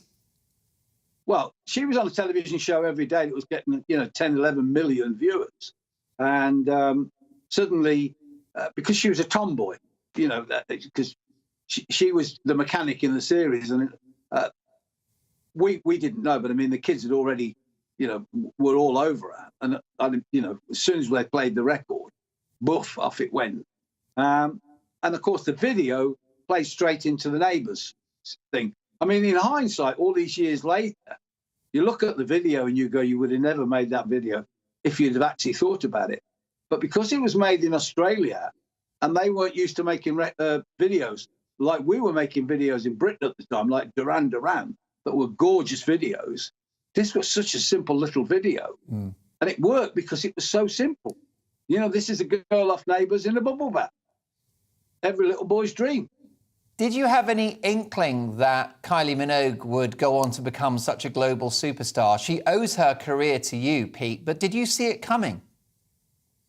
I remember the one thing I remember, Mark, was when we recorded Hand on Your Heart, Matt Aitken, who never, ever, ever passed an opinion, came out the studio and went, this girl is a superstar and she's going to be around a long time. And I always remember that because it was like, whoa, I've never heard Matt ever pass an opinion on anything. It is an amazing, amazing story. You've written some of the most best-selling and also best pop songs of the 20th century. You and your team dominated the charts in the 80s. Do you think there's a degree of snobbery about some of your output? Oh, you know, of course there is. Yes, absolutely. But, you know, if you don't read your criticism, you don't worry about it. I never read a review. I mean, I only ever read one review, and that was for the first record we ever made, which was for Divine. And after that, I never read another review because I wasn't looking for pats on the back from the critics. I was looking for people to buy the records, and that was what we focused on. You know, yeah, I mean, Never Gonna Give You Up, one of the best pop songs of all time. You know, I've just been through, you know, there's a website here with 40 of some of your best songs, and that's just a tip of the iceberg. Where did that snobbery come from? Because people thought that we were churning them out. Because you've already said we worked like a factory. We made it like a job. We perfected. You know, we came into work with a mission. If it didn't work, we stopped. We didn't try and carry on. And it looked, I guess, to people who thought that music should be, you know, intellectualized, it looked like frippery. Well, you know, I remember the Daily Telegraph did an amazing story on us. We were on the front of the Daily Telegraph, and they really gave us a pounding. I mean, just pounded us. And we had a lovely call from a lady at the Times who said, I'm going to defend you. And she said, because my daughter loves your stuff. And she said, yes, it's bubblegum, it's all candy floss, but candy floss is a magical substance as long as you clean your teeth. Well, and I thought that was brilliant. Too right. I remember when Elton John got pelters when he released Crocodile Rock, but it went to #1 in America and he was laughing all the way to the bank. Who cares? It's just jealousy, isn't it? Yeah, it is. And we didn't care. I mean, you must remember, I mean, we were so successful, they took the category out the Brits so that we couldn't win it. And that in itself was an honour to us. Because, again, that made us even work harder, you know. Cool. We took a fabulous advert in the Music Week, which is a trade press, which came up to the Brits, and it said, you can love us, you can hate us, you ain't ever going to change us, we ain't ever going to be respectable. And that's where Mel and Kim got their first hit from. Amazing, amazing. Another classic Stock Aitken Waterman hit. What are your thoughts about the future of the music industry, given that bands are struggling to get by on the income they receive from streaming, Pete? Well, I think streaming needs looking at, because I think in my entire career in the music industry, there was always this underlying thing about hype and fixing. And, you know, our charts were incredibly scrupulously managed by the industry and fair. Now, of course, streaming they put up what they want on the front page to drive the machine, because that's how they make their money. So it's not fair. It's not level playing field, and it's doing the industry a lot of harm. Will there ever be a Stock Aitken Waterman again? Not sure. More's the pity, because you produced hundreds of hours of fantastic music that I still sing along to in the shower. I'll spare you the gory details. Pete Waterman, a privilege to have you on the show. I do hope you'll join us in the studio next time you're in London. I will, Mark. Thank you very much for having me on. Brilliant conversation. A true legend of the music industry, Pete Waterman there, talking about the hit machine that was Stock Aitken and Waterman. Seriously, if you think that their music was a bit trashy or a bit cheesy, give it another go, because it stands the test of time, let me tell you. Lots more to come after this. US News with the Queen of American Showbiz and Royal Reporting, Kinsey Schofield. And in the news agenda with my amazing panel, is it true that we get kinder with age? And also, is it time to get rid of long fingernails? Apparently, they're packed full of bacteria. Find out why shortly. And another great British game show tonight. We're celebrating England because it's, of course, St George's Day. Happy St George's Day to one and all. Keep those emails coming in. mark@gbnews.uk. We've saved our best till last. I'll see you after this.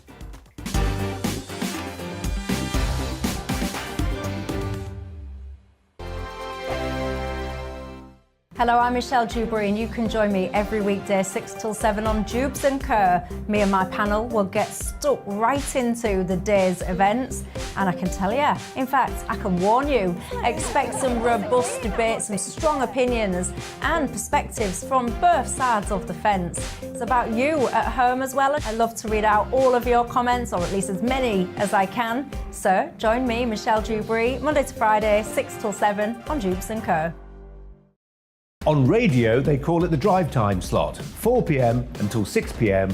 as listeners head home. It's that part of the schedule when the dust of the day's events begin to clarify, and we try to make sense of it for you. Brazier is drive time for radio and TV. It's fast, it's punchy, it's opinionated, there's a Brazier angle and a little bit of levity. That's the question. That's two questions, actually. That's Brazier, Monday to Thursday, 4 till 6 on GB News. Hello, I'm Patrick Christie's. And I'm Mercy Moroki. Make sure that you join us Monday to Thursday, 10 a.m. until midday, right here on GB News for To The Point. We're not afraid to talk about the topics that matter to you or the big topics that always matter. We cover absolutely everything, from the breaking political stories of the day to law and order, what's going on in the channel. We're not afraid to hold people to account. We always make sure we include your views on our show. Indeed, if you're thinking it, you can guarantee that we're saying it. So make sure you join the conversation with us, 10 a.m. until midday, Monday to Thursday, for To The Point on GB News. I'm Dan Wootton. Join me Monday to Thursday from 9 to 11 for the feistiest and most fun news debate on TV, where free speech reigns. I'll bring you a sharp take on the day's biggest stories, bombshell newsmaker interviews, and A-list guests. And I guarantee you, no spin, no bias, no censorship, and no reason to go to bed. That's Dan Wootton tonight, Monday to Thursdays from 9 on GB News.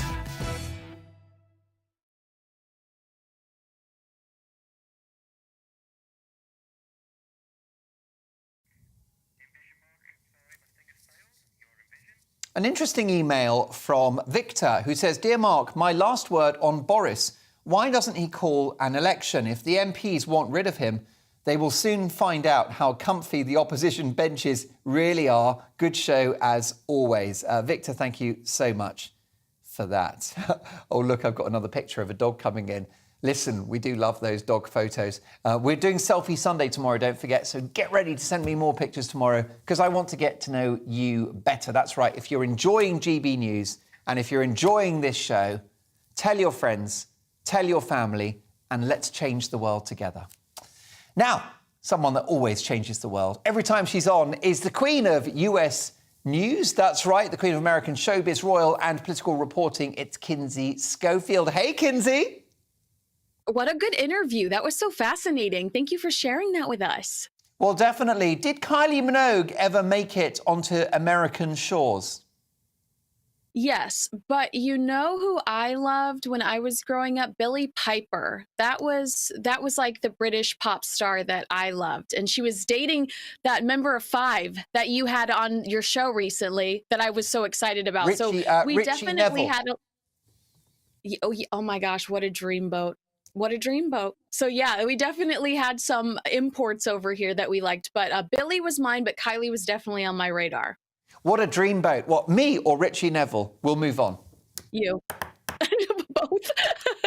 Can we talk about Disney? Everyone knows it's potentially, arguably, the biggest entertainment company in the world, one of the greatest brands around entertainment with their adventure and entertainment parks and, of course, their massive volumes of TV and film entertainment. Disney's iconic, and the Florida governor, Ron DeSantis, is now at war with this iconic brand. Tell me more. Right. So this is regarding the Don't Say Gay bill, which I think that you have covered briefly on your show. You know, this Don't Say Gay bill that literally in no way, shape, or form is trying to prevent you from saying the word gay. This was a way that the Democrats packaged this to really make it something more sinister than it truly is, which I've noticed is a theme for them. This is Florida saying, you know, we're going to cut you off at the knees. You aren't going to bully us and put us in a corner. What they've done was Disney really had the opportunity to govern their own land. They had tax breaks. They could tax anybody on their own land. That is the extent that they got this really unique deal. Definitely unique to Florida, but perhaps the most unique deal in the entire country. And so the governor said, I'm not going to allow you to do that anymore, because what Disney's trying to do is bully the governor into, you know, not pursuing this Don't Say Gay bill, which is literally not that. The governor just wants to make sure that nobody is trying to discuss, you know, sexual identity, sexual orientation from kindergarten to, I believe it's second or third grade. I mean, those are babies. We shouldn't be having those conversations with babies anyway. And the fact that anybody is pushing out against that is vulgar and gross. So this is really just the governor saying, I'm not going to be pushed into a corner. I'm going to show you who's the boss, and I'm going to take away all of these special privileges that you have that no one else in the world gets. And he's showing them who's boss, and I really think it's impressive. And these privileges go back decades. I mean, Disney is Florida and Florida is Disney. I think that perhaps Disney forgot in this game of chess that this was a hand that the government could play and the governor could play, because it has existed for so long. You know, if the state of Florida decided that they no longer wanted mask mandates, or that everybody needed to be vaccinated if there were going to be a certain amount of people in a building, Disney could have a completely different rules and get away with it. I mean, that's how much they govern this own land. If they want to build a new building, they don't have to go to the government and get approval. They can hire their own people to approve all of the plans. So they had this, get out of jail free card that is unreal and unrealistic. And what they've done is they've completely screwed it up by challenging the governor. Johnny Depp and Amber Heard, his ex-wife, are still in court, and the detail is getting very unflattering, particularly for Johnny Depp. I am so obsessed with this trial. I wake up at the crack of dawn and I turn it on. I watch it until it's no longer available to me. This is like a double-edged sword for Johnny Depp. He feels like he has lost it all, so he might as well lay it all out on the table. But I will say, here in America, it does seem like people are siding with Johnny Depp, despite the mass amounts of drug use that is being revealed, despite the alcoholism, despite how toxic this relationship clearly was on both sides. Americans do seem to be siding with Johnny Depp, and I think it's because I tweeted this earlier this week. I literally thought the man woke up and had cocaine for breakfast. I'm not really shocked by the drug use because that's his brand over here. And Amber Heard, a lot of secret recordings, a lot of manipulation, perhaps some fecal matter on the bed. It's just not flattering for either side, but Amber Heard really seems to be the instigator. And so it seems like Johnny Depp is in the court of public opinion. It appears that Johnny Depp is ahead of Amber Heard in this situation. Do you think, notwithstanding the outcome of this trial, that Johnny Depp can regain his position as a foremost movie star? Oh, absolutely. You know, America loves a good comeback story. Look at Robert Downey Jr. I do think that he will come back stronger than ever. I think that people are probably waiting for this chaos to end so that they can slide him that script and they can start those discussions about something that takes him to the next level. I do think that, you know, it was all about perception for him, and he does not want to be known as a wife beater. What he's known as, it seems now, is somebody that was in a really toxic relationship, both sides pretty, you know, making some pretty drastic mistakes. And I do think that we will see him act again, and that he will, you know, he's a loved actor. I think that we will see him continue to work. And Prince Charles has made headlines stateside. How so? He has. I love this. This is Tina Brown's new book that's coming out. She talks in her book. The man has never been so relatable, Mark Dolan, how Prince Charles travels with his own toilet seat and his own toilet paper and his own orthopedic bed. I'm surprised that I loved this story as much as I do. I, too, think that traveling with your toilet paper is very important. This is mine. It has aloe vera on it. It's the only stuff I'll use.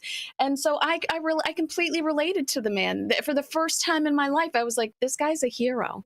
Yes, you're clearly a quilted toilet paper person, Kinsey, and you're worth every penny.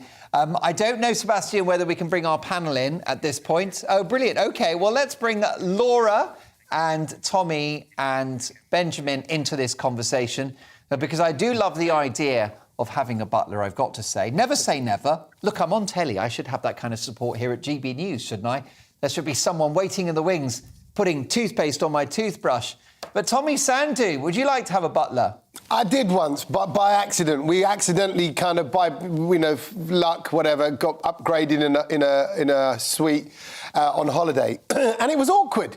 Because I'm from the East End of London. We come from a working class family, and the idea of kind of telling someone to do it, and he was hovering around, and then it's actually quite an uncomfortable feeling. So no, I didn't enjoy it. I like luxury, don't get me wrong. I like the nice things in life, but actually having someone to tell to do stuff, no. But taking your own toilet, because I do like a certain brand of toilet paper. I don't like the rough stuff. Mark, I like it smooth. Well, you don't like the rice paper from primary school? No, and actually, I go for premium. You know, I think my cheeks deserve the best. Well, I've got no doubt that they do. Blimey, I'm very rarely speechless, but there's no answer to that one. Laura, are you somebody that's geared up for luxury? I'd like to give it a try. Be nice to find out.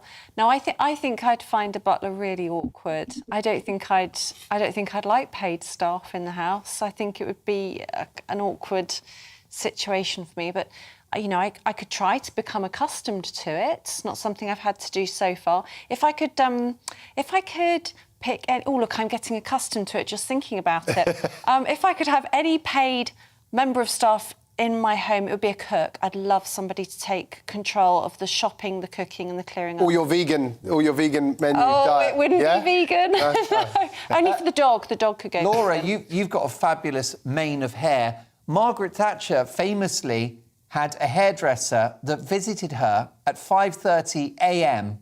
every weekday. That's why her hair was always so pristine. OK, I take it all back. I'll have a butler, a cook and a hairdresser. I'd like to have a dental hygienist just live with me and just floss me every morning. Kinsey, is that right? You weirdo. No. I love that for you. Yeah, I definitely need it. Don't look too close at these gnashers. How about you, Benjamin? I mean, you're pure class anyway. You probably have got a butler. Well, if I do, I don't know where he's gone. But no, I think it's very easy to get high and mighty nowadays about how we don't have those Victorians with all their servants and their butlers. Do you know how much technology we have that they don't have? We've got dishwashers, we've got washing machines, all sorts of things that make our life so much easier that we don't need any of that anymore. But I think, you know, go back 100 years, there probably was actually a real function to it. Kinsey, any luxuries you couldn't live without? Oh, well, definitely a microwave, because I don't know how to use a stove. So I would say, you know, also I have a mini fridge for just my skincare products, which I don't think is normal, but I live for it. I think that's a thrill, honestly. Kinsey, you wear makeup? I thought you were a natural beauty. I'm so confused. No way. You definitely are, and we can't wait to have you back on the show next week. We'll see you in a week's time. Do check out Kinsey's brilliant website. It's a treasure trove for those interested in royal exclusives. It's called todiefordaily.com. The brilliant Kinsey Schofield. Well, let's crack on now with our news agenda, looking at some of the big talking points of the day. And it's fair to say that Great Britain hasn't been flavour of the month around Europe since Brexit. But is that starting to change? In a boost for holidaymakers, Portugal has become the first EU country since Brexit to allow UK visitors to be fast-tracked through electronic passport gates. So effectively what it means is that British passport holders in Portugal will have the same rights at the airport as EU passport holders, something they said would have been impossible 2 years ago. This could lead, we're told, to other favourite holiday destinations following suit. So it begs the question, is the world beginning to accept Brexit, Benjamin Loughnane? What we've seen with Portugal, for example, they've turned around and said, look, basically, there's no need to penalise the country. We've got such close ties. We're not a country which presents any serious risk to, security for these countries. We have good relationships. I think, the bitterness will subside and trade will take over because at the end of the day, money talks. People do want to trade with us. People do want good relationships. They do want people, moving back and forth and going between the countries. At the end of the day, the EU is an organisation and Europe is a continent and the world as a whole is a separate thing. And just because we're not part of the club doesn't mean that we can't get along with people. Yeah, I mean, Laura, so much of our sort of departure from the European Union was weaponised, it was politicised, it was toxic. But when the dust settles, do you think everyone's going to move on both sides? Well, Europe might move on. I'm not sure about half of the UK. I think that Portugal's doing a better job moving on than half of Twitter. But I think that, it's going to come down to straightforward business. The UK is Portugal's most important inbound tourism market. So they're obviously, this move is about making it easier to go through airports, but they've also dropped face masks and some of their COVID pass requirements. They just want to get British tourists back. Tommy, what do you think? Have we been forgiven for Brexit? I think the people who accepted the decision in the first place, the Brexiteers, were happy. We're always accepting of it. It's the others that are kind of coming round to the idea now. And I know one of those biggest issues, like in this country, I like the fact that BJ is over in India. I'm thinking about on a global level, there's deals to be done. There's another way. I'm excited by BJ being short for Barji going forward, or Boona Jalfrezi, something like that. It's good news for me as a British person who's very much connected to his Indian roots. I'm looking forward to what the future holds, and I think it's time just now to get on with it and accept that this is the way it is. I think we've held on and we've held ourselves back by trying to think of the world another way. The people have voted, the decisions are done. Let's just get on with it and let's make deals happen. Let's make India and Britain closer. That's only a good thing, Mark. Hooray to that. Couldn't agree more. Fantastic conversation. Do you think that the world is going to move on from Brexit, even if, as Laura Dodsworth rightly points out, half the country here still haven't accepted a democratic result? Lots more to come. Next up, is it true that we get kinder with age?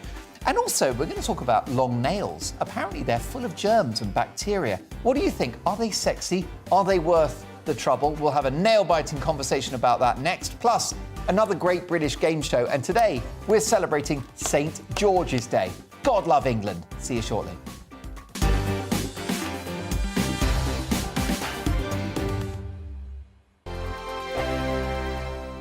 Hello, I'm Michelle Dewberry and you can join me every weekday 6 till 7 on Jubes and Kerr. Me and my panel will get stuck right into the day's events, and I can tell you, in fact, I can warn you, expect some robust debate, some strong opinions and perspectives from both sides of the fence. It's about you at home as well. I love to read out all of your comments, or at least as many as I can. So join me, Michelle Dewberry, Monday to Friday, 6 till 7 on Jubes and Kerr. On radio, they call it the drive time slot, 4 p.m. until 6 p.m. as listeners head home. It's that part of the schedule when the dust of the day's events begin to clarify, and we try to make sense of it for you. Brazier is drive time for radio and TV. It's fast, it's punchy, it's opinionated, there's a Brazier angle and a little bit of levity. That's the question. That's two questions, actually. That's Brazier, Monday to Thursday, 4 till 6 on GB News. Hello, I'm Patrick Christie's. And I'm Mercy Moroki. Make sure that you join us Monday to Thursday, 10 a.m. until midday, right here on GB News for To The Point. We're not afraid to talk about the topics that matter to you or the big topics that always matter. We cover absolutely everything, from the breaking political stories of the day to law and order, what's going on in the channel. We're not afraid to hold people to account. We always make sure we include your views on our show. Indeed, if you're thinking it, you can guarantee that we're saying it. So make sure you join the conversation with us, 10 a.m. until midday, Monday to Thursday, for To The Point on GB News. I'm Dan Wootton. Join me Monday to Thursday from 9 to 11 for the feistiest and most fun news debate on TV, where free speech reigns. I'll bring you a sharp take on the day's biggest stories, bombshell newsmaker interviews, and A-list guests. And I guarantee you, no spin, no bias, no censorship, and no reason to go to bed. That's Dan Wootton Tonight, Monday to Thursdays from 9 on GB News.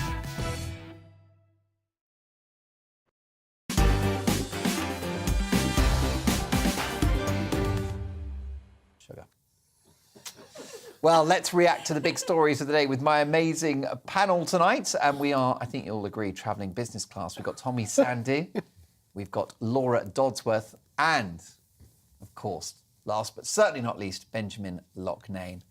And let's have a look at this one. A report from the newspaper this week has revealed that people get kinder with age. Science has proven this is due to rising levels of the neurochemical oxytocin, which encourages pro-social behaviour. Psychologist Lord Ripley Evans told the Eye, years of experience and maturity help older individuals to make better decisions, leading, to less stress and worry. So, do we get kinder with age, Tommy? I think we lose the will to fight. As I get older, I'm a calmer driver. You know, I think you become more worldly, you realise it's not worth it, pick your battles. So I think we're not kinder, we're just worn down. Is that it? Yeah. Also, when you are older, I think, as a general rule, you care less what people think about you. Yeah. And that means that you're more relaxed about life, don't you think? I agree. I think you're right. I think you let go of the little ego issues, the sensitivities that you may have. Oh, the he said, she said, the social media stuff as well. I think, 7, 8, 9, 10 years ago, that would have affected me differently to what it does now. And also, you become more worldly, so you see a bigger picture. You sort of step out of the little minuscule rubbish, and you kind of think, actually, no one really cares. There's 7 billion of us on this planet. We're all running around. Let's see a bigger picture. And you say you get worn down, but also you just slow down, don't you? You got less energy. There isn't the energy to care about these things. Yeah, and also getting upset is exhausting, and to hold a grudge is tiring, and it takes days. And it's like, actually, I'd rather not. I'd rather go do something fun.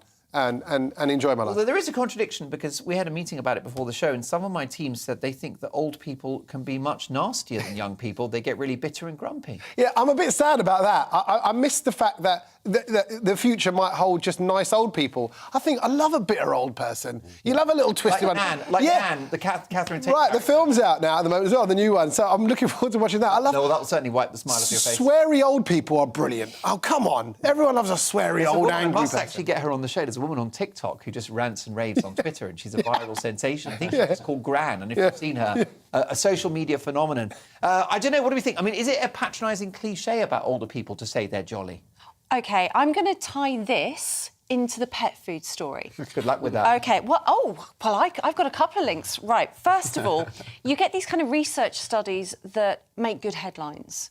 And they get us talking about stuff. But correlation is not causation. So, yeah, maybe your brain produces more oxytocin as you get older, and maybe that makes you kinder. I've known some very grumpy old people, so I'm not sure about this. But it's like the pet food study. What a load of nonsense. I'm going to go and read that earlier. And on happiness, by the way, serotonin is produced by eating tryptophan-rich foods, meat, eggs, dairy. Anyway, on oxytocin... Yes, I've got to tell you that there was a woman called Leah Keith who wrote a book about being vegan for 20 years. And this is grown-up language, but she was so ill, she didn't have a period for about a decade.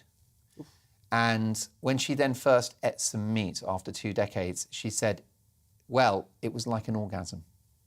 There we go, that's the serotonin. So go and eat a steak. That's the serotonin. But this is the remarkable... And by the way, a week later, she had her first period in a decade. Well, there's lots of stories like this. That's why a lot of it's young people often vegan because they haven't got ill enough yet. Anyway, I'm going to move on from that. Vegans are going to hate me now.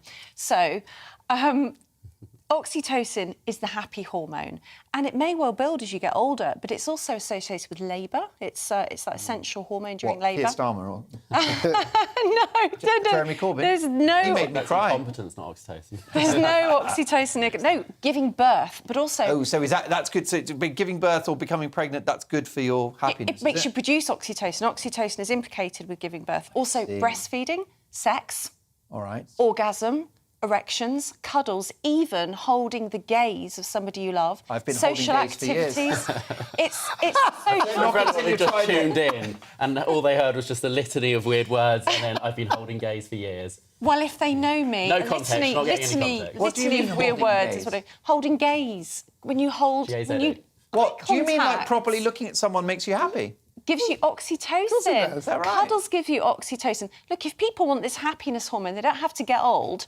Give somebody a cuddle, have dinner with friends. No, that kind of no. Don't just stare me out now. Let's do it. No, that's lovely. Oh, I'm feeling great, right? Okay. But Mark, when you just eyeballed me like that, that's not holding gaze. That's like, mate, it's like you want something. Like, what, mate? That's you what, mate? Staring has been, or holding gaze has been banned on public transport.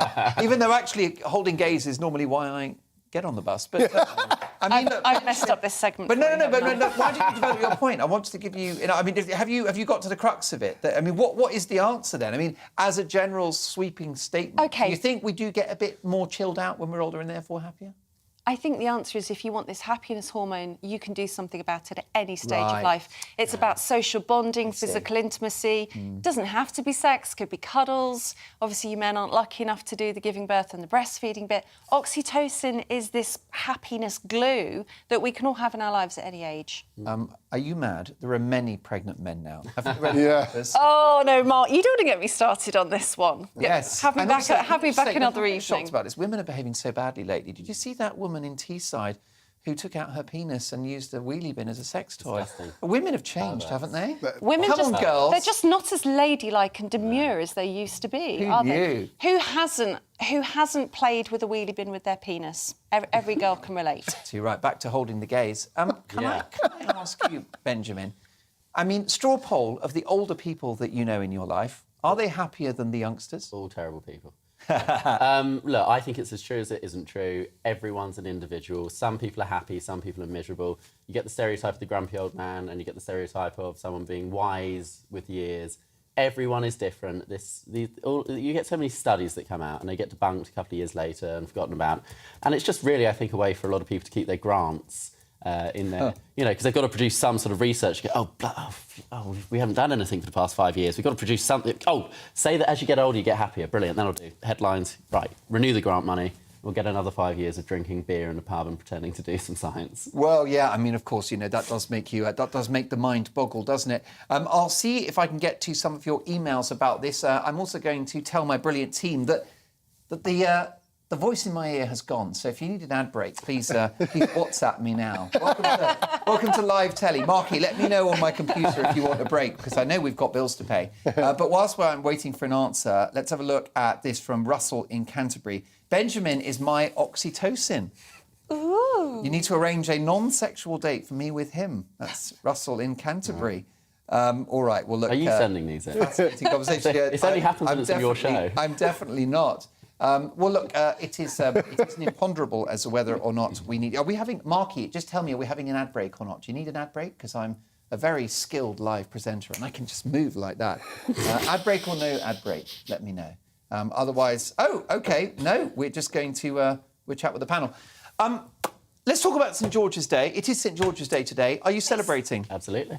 Oh, well, we're here. Is this the celebration? Have you got some English gin and tonic for us in celebration, or fish and chips? Or... Well, I've got a ham sandwich and a Cadbury's Dairy Milk. Yeah, that'll do. I hope that will. I hope that does the job. This is the day when choruses of Guardian readers tell us that St George was Turkish, not English, to make some sort of point. I don't know what. Oh yeah, before I saw that. Turkey even existed.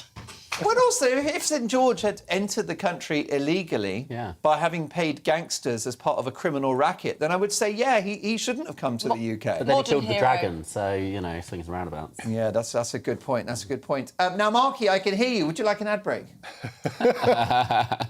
It's very hard to get an answer out of these folks. No. Sebastian, have you got an ad break? No. OK, fine. All right, well, let's talk about nails now.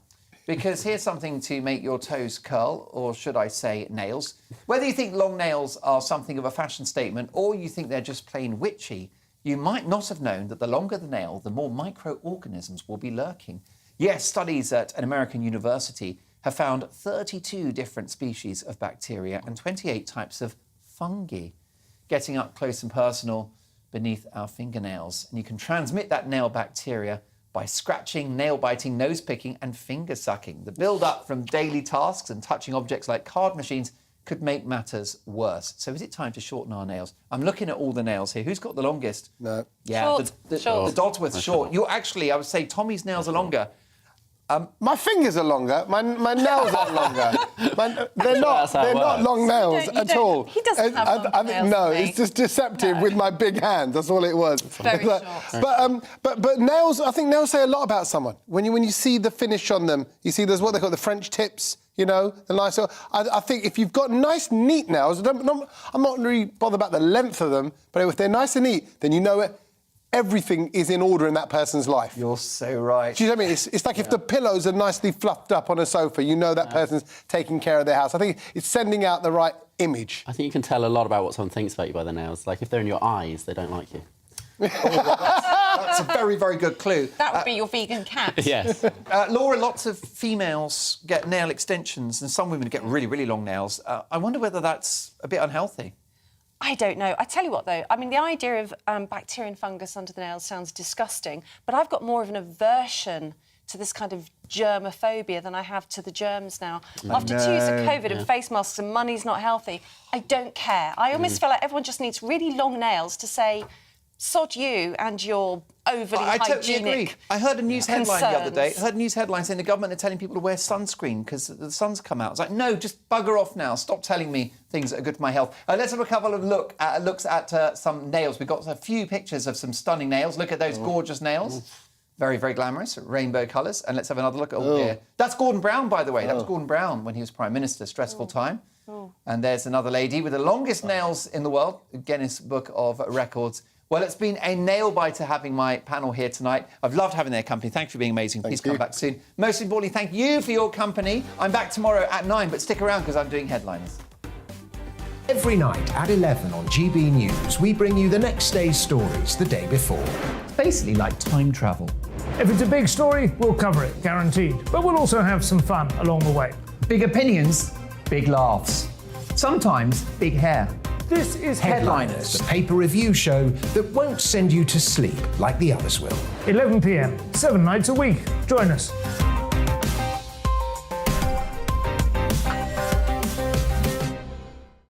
Looking ahead to tomorrow's weather, and the UK is looking a little bit chilly, but fine for many, with some early sunshine too. Let's take a look at the details.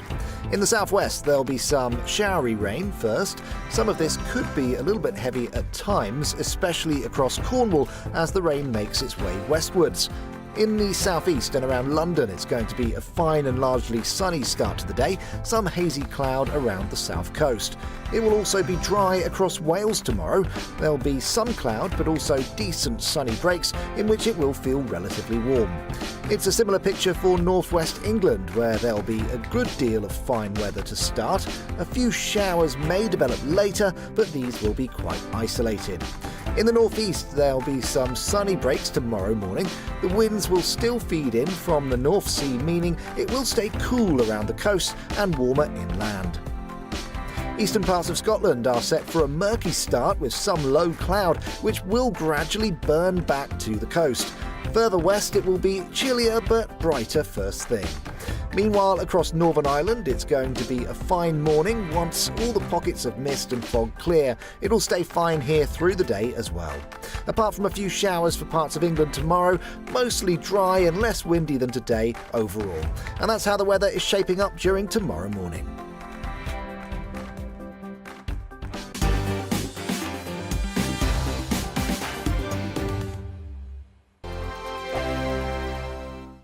Hello, I'm Michelle Dewberry, and you can join me every weekday 6 till 7 on Jubes and Kerr. Me and my panel will get stuck right into the day's events, and I can tell you, in fact, I can warn you, expect some robust debates, some strong opinions and perspectives from both sides of the fence. It's about you at home as well. I love to read out all of your comments, or at least as many as I can. So join me, Michelle Dewberry, Monday to Friday, 6 till 7 on Jubes and Kerr. On radio, they call it the drive time slot, 4 p.m. until 6 p.m. as listeners head home. It's that part of the schedule when the